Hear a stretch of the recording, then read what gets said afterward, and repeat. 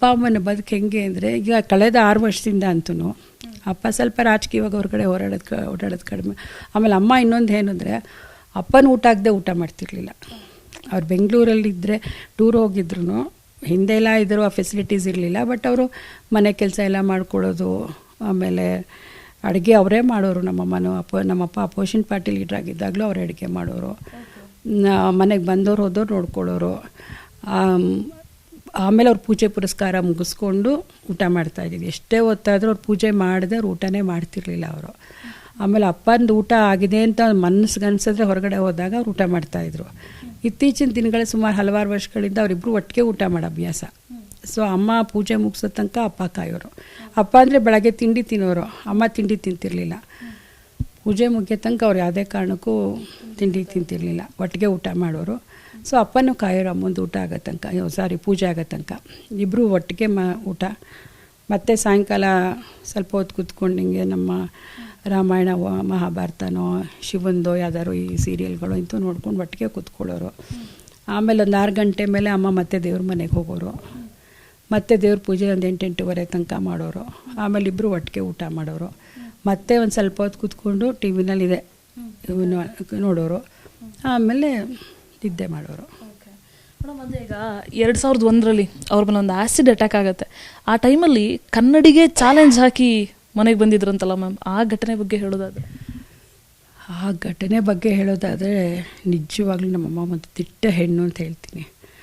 ಅವರು ಒಬ್ಬ ಹಳ್ಳಿಯಿಂದ ಬಂದ ಸಾಮಾನ್ಯವಾದ, ಅಂದರೆ LS ತನಕ ಓದಿದ್ರು, ಬಟ್ ಪ್ರಾಪಂಚಿಕವಾದ ಯಾವುದೇ ಒಂದು ಇದು ಅವ್ರಿಗಿರಲಿಲ್ಲ. 4 ಗೋಡೆಗಳ ಮಧ್ಯೆ ತನ್ನದು ತನ್ನ ಸಂಸಾರ ಅಂತಿದ್ದಂಥ ವ್ಯಕ್ತಿಗೆ ಆ ಶಿವ, ಅದು ಅವ್ರು ನಂಬಿದ ಶಿವನ ಮುಂದೆನೇ ಅವ್ರಿಗೆ ಆ್ಯಸಿಡ್ ಅಟ್ಯಾಕ್ ಆದಾಗ ನಾವು ಇಡೀ ಫ್ಯಾಮಿಲಿ ಕುಗ್ಗೊಟ್ಟೋಗಿದ್ವಿ. ಯಾಕೆಂದರೆ ಡಾಕ್ಟರ್ಸ್ ಎಲ್ಲ 95% ನಮ್ಮಮ್ಮ ಬದುಕೋಕ್ಕೆ ಸಾಧ್ಯನೇ ಇಲ್ಲ ಅಂತ ಹೇಳಿಬಿಟ್ಟಿದ್ರು. ಸೊ ಎಲ್ರಿಗೂ ಡೌಟ್ ಇತ್ತು, ಯಾವುದೋ ಮೂಲೆಯಲ್ಲಿ ಎಲ್ಲ ಅಮ್ಮನ ಕಳ್ಕೊಂಬಿಡ್ತೀವೋ ಅನ್ನೋ ಒಂದು ಎಲ್ರಿಗೂ ಆತಂಕ ಇತ್ತು ಮನೆಯಲ್ಲಿ. ದೈವದ ಕೃಪೆನೋ ಅಥವಾ ನನ್ನಮ್ಮನ ಪೂಜಾ ಫಲನೋ ಅಂತೂ ನಮ್ಮಮ್ಮ ಸರ್ವೈವ್ ಆಗಿ ಬಂದರು. ನಮಗೆ ಹಾಸ್ಪಿಟ್ಲಿಂದ ಮನೆಗೆ ಕರ್ಕೊಂಡು ಬರಬೇಕಾದ್ರೆ ತುಂಬ ಭಯ. ಯಾಕೆಂದರೆ ಎಲ್ಲಿ ಕನ್ನಡಿನಲ್ಲಿ ತನ್ನ ಮುಖ ನೋಡಿಬಿಟ್ಟು ಅಮ್ಮ ಎಲ್ಲಿ ಮತ್ತೆ ಮೆಂಟಲಿ ಎಲ್ಲಿ ಇದಾಗ್ಬಿಡ್ತಾರೋ ಅನ್ನೋ ಆತಂಕ ಎಲ್ರಿಗೂ ಮನೆ ಮಂದಿಗಿತ್ತು. ನಾವೆಲ್ಲ ಕಡೆ ಬೇರೆಯವ್ರಿಗೆ ಪೇಪರ್ ಹಾಕ್ಕೊಂಬಂದ್ಬಿಟ್ವಿ, ಯಾರೂ ನೋಡೋದೇ ಬೇಡ ಅಂತ. ನಮ್ಮಮ್ಮ ಮನೆಗೆ ಬಂದರು, ಒಂದು ದಿವಸ ಸುಮ್ಮನೆ ಇದ್ದರು. ನಾವೇ ಸ್ನಾನ ಮಾಡಿಸ್ಬೇಕಿತ್ತು ಎಲ್ಲ. ಸ್ಟಿಲ್ ಅವರು ಫುಲ್ ಕಂಪ್ಲೀಟ್ ಆಗಿದ್ದಾಗಿರಲಿಲ್ಲ. ಕೇಳಿದ್ರು, ಯಾತಕ್ಕೆ ಮಿರರ್ಗೆಲ್ಲ ಕನ್ನಡ ಇದು ಹಾಕಿದ್ದೀರಾ? ನನಗೆ ಗೊತ್ತು ನಿಮ್ಮ ಏನು ಅಂದರೆ ನನ್ನ ಮುಖ ನೋಡ್ಕೊಂಡು ನಾನು ಕುಗ್ಗಿ ಹೋಗ್ತೀನಿ ಅನ್ನೋ ಭಾವನೆ ಅಲ್ವಾ. ಕೇಳಿದ್ರು ಅವರೇ ಡೈರೆಕ್ಟಾಗಿ ಕೇಳಿದ್ರು, ಕುಗ್ಗಿ ಹೋಗ್ತೀನಿ ಅಂತ ಡೌಟ್ ಇದೆಯಲ್ಲ ನಿಮ್ಮೆಲ್ರಿಗೂ? ಖಂಡಿತ ನಾನು ಯಾವುದೇ ರೀತಿಯಾಗೂ ಕುಗ್ಗಿ ಹೋಗಲ್ಲ. ನಾನು ಮಾನಸಿಕವಾಗಿ ಸಿದ್ಧ ಆಗಿಬಿಟ್ಟಿದ್ದೀನಿ. ನನ್ನ ರೂಪ ಏನೇ ಇದ್ರೂ ನನ್ನ ಗಂಡ ನನ್ನ ಮಕ್ಕಳು ಮೊಮ್ಮಕ್ಕಳಿಗೋಸ್ಕರ ನಾನು ಜೀವನ ಮಾಡ್ತೀನಿ. ದೇವ್ರು ನನ್ನೊಂದು ಪರೀಕ್ಷೆ ಮಾಡಿದ್ದಾನೆ, ನಾನು ಆಯಿತು ಆ ಪರೀಕ್ಷೆಯಲ್ಲಿ ನನಗೆ ಬರ್ತಿದ್ದೀನಿ. ನಾನು ಯಾವುದೇ ರೀತಿಯಾಗಿ ಮಾನಸಿಕವಾಗಿ ನಾನು ಯಾವುದೂ ಇದು ಮಾಡ್ಕೊಳ್ಳಲ್ಲ, ಎಲ್ಲ ಮಿರರ್ದು ಪೇಪರ್ ತೆಗೆದುಬಿಡಿ ಅಂಥೇಳಿ ತೆಗೆಸ್ಬಿಟ್ಟು.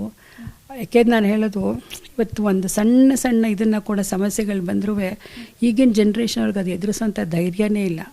ಇದು ಡಿಪ್ರೆಷನ್ಗೆ ಹೋಗ್ತಾರೆ, ಇಲ್ಲ ಸೂಸೈಡ್ ಮಾಡ್ಕೊಳಕ್ಕೆ ಹೋಗ್ತಾರೆ. ಆದರೆ ನನ್ನಮ್ಮ ಅವತ್ತು ಅಂಥ ಒಂದು ಇದನ್ನು ಅವರು ಧೈರ್ಯವಾಗಿ ಗೆದ್ದು, ಆಮೇಲೆ ಮದುವೆಗಳಿಗೂ ಅಷ್ಟೇ ಅವ್ರು ಆರಾಮಾಗಿ ಹೋಗೋರು. ಹೊರಗಡೆ ಇದು ಮಾಡೋಕ್ಕೆ ನಮಗೆ ಒಂದೊಂದು ಸತಿ ಪಾಪ ಅಮ್ಮ ನೋಡಿದಾಗ ನಮಗೆ ಬೇಜಾರಾಗೋದು. ಯಾತಕ್ಕೆ ಬೇಜಾರು ಮಾಡ್ಕೋತೀರಾ? ನನ್ನ ಮನಸ್ಸಲ್ಲಿ ಯಾವುದೂ ಅದಿಲ್ಲ. ನಾನು ಯಾವುದೇ ರೀತಿಯಾದ ಅಪರಾಧ ಮಾಡಿದ್ದೀನಿ ಅನ್ನೋ ಭಾವನೆನೂ ಇಲ್ಲ.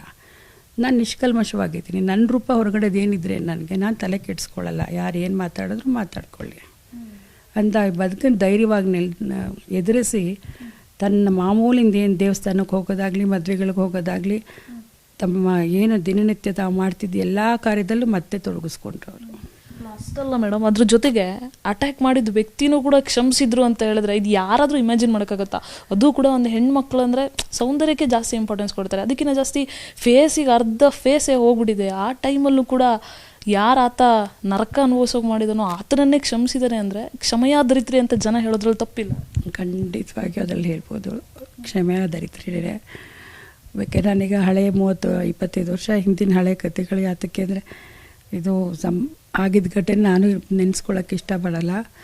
ಯಾವ ವ್ಯಕ್ತಿ ನಮ್ಮ ಅಮ್ಮಂಗೆ ಹಾಕಿದ್ರೋ ಅದೇ ವ್ಯಕ್ತಿ ಹೆಂಡತಿ ಮದುವೆ ಆದಿ ನಮ್ಮ ಮನೆಗೆ ಬಂದಿದ್ದರು. ನಮ್ಮ ಅಮ್ಮನ ನೋಡೋಕ್ಕೆ ಅಂತಲೇ ಬಂದರು. ನಾನು ಹಿಂಗೆ ಮೇಲ್ಗಡೆ ನನ್ನ ಮನೆಯಲ್ಲಿ ಮೇಲ್ಗಡೆ ರೂಮಲ್ಲಿದ್ದೆ. ಸಾಯಂಕಾಲ ನಮ್ಮಮ್ಮ ನಮ್ಮ ಕೆಲಸದವ್ರ ಕೈಲಿ ಅಕ್ಕನ ಕರೆದು ಬರೋಗು ಅಂತ ಕಳಿಸಿದ್ರು. ಅಕ್ಕ ಅಮ್ಮ ಕರಿತಾರೆ ಬನ್ನಿ ಕೆಳಗಡೆ ಹೋದೆ ಏನು ಅಂತ. ಆ ಹುಡುಗನ ಹೆಂಡತಿಗೆ ನಮ್ಮಮ್ಮ ತಿಂಡಿ ಕಾಫಿ ಎಲ್ಲ ಕೊಟ್ಬಿಟ್ಟು ಅವರೇ ಉಪಚರಿಸ್ತಾ ಇದ್ದಾರೆ. ನಂಗೆ ಫಸ್ಟು ಗೊತ್ತಾಗಲಿಲ್ಲ. ಆಮೇಲೆ ಒಳಗಡೆ ಬಂದ್ಬಿಟ್ಟು ನಾನು ಕೇಳಿದ್ರು, ಏನಿಲ್ಲ ಅಮ್ಮ ನೀನು ಯಾಕೆ ಕರೆದೆ ಅಂದರೆ, ಮದುವೆ ಆದ ಹೊಸ ಹುಡುಗಿ ಬಂದಿದ್ದಾಳೆ, ಅವಳು ಕುಂಕುಮ ಕೊಡಬೇಕು, ಒಂದು ಸೀರೆ ಕೊಟ್ಬಿಡ್ತೀಯಾ ನನಗೆ ಅಂದರು. ಇದೆಯಾ ಅಂತ. ಅಮ್ಮ ಯಾರ ಹುಡುಗಿ ಹಿಂದೆ, ಯಾಕೆ ನಾನು ಮದುವೆಗೆ ನಾವು ಹೋಗಿರಲಿಲ್ಲ ಆ ಮದುವೆಗೆ. ಹೀಗೆ ಅಂದರು. ಅಮ್ಮ ನಿಮ್ಗೇನಮ್ಮ ಇದು ಕುಂಕುಮ ಕೊಡಬೇಕು ಸೀರೆ ಕೊಡು.